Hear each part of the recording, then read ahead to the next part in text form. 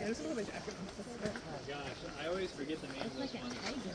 Yeah. Yeah, like a stripe. It's really different. Yeah, it's really beautiful. I always forget the name of this one though.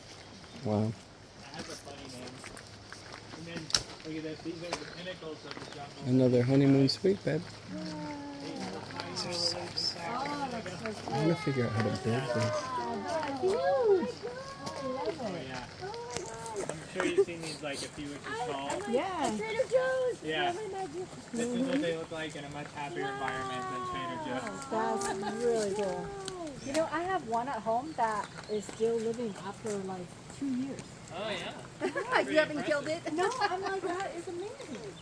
Hey guys, this is another variety of ginger here.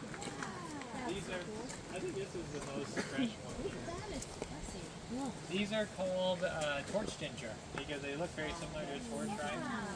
Also, whenever the sunlight hits them directly, it like illuminates their petals, so it gives them even more of that effect.